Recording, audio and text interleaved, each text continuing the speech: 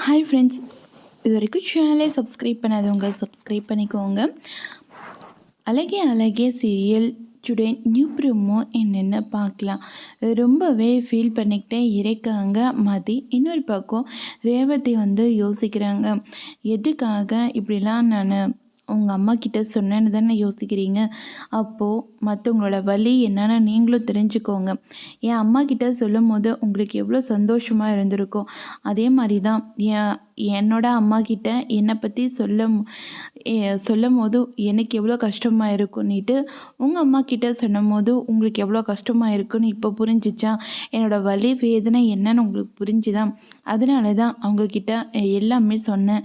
மற்றபடி உங்களை பழி வாங்கணும்னு நான் நினைக்கல. மற்றவங்களோட கஷ்டத்தையும் நீங்கள் புரிஞ்சுக்கணுன்றதுக்காக தான் நான் அத்தைக்கிட்ட எல்லாமே சொன்னது தப்பு தான். ஆனால் வேறு வழி எனக்கு தெரியல, அதனால தான் எல்லாம் சொல்லிட்டேன் அப்படின்ட்டு ரொம்பவே ஃபீல் பண்ணி பேசிகிட்டு இருக்காங்க. அதை கேட்ட உடனேயே ரொம்பவே அப்செட் ஆகிடுறாங்க. தங்கராஜ் என்ன இருந்தாலும் நீ என்னை பழி வாங்கிட்டில்ல, இதை நான் சும்மாவே விட போகிறதில்ல அப்படின்னு ரொம்பவே கோபமாக கத்திக்கிட்டு இருக்காங்க. உங்களால் என்ன பண்ண முடியுமோ பண்ணிக்கோங்க. இதுக்கப்புறம் நான் யாருக்காகவும் பயப்பட போகிறதில்ல. நான் எதுக்காக மற்றவங்கள பற்றி யோசிக்கணும்? நான் இதுக்கப்புறம் எப்படி இருக்கணுமோ அப்படி கரெக்டாக இருக்க போகிறேன் அப்படின்னு ரேவதி சொல்கிறாங்க. தங்கராஜ் ரொம்பவே கோப்படுறாங்க. என்ன விட்டால் ரொம்ப ஓவராக பேசுகிறேன், இதுக்கப்புறம் இப்படியெல்லாம் வாய்க்கிலேயே பேசினேன், உன்னை நான் இந்த வீட்டிலே தங்க விட மாட்டேன் அப்படின்றாங்க.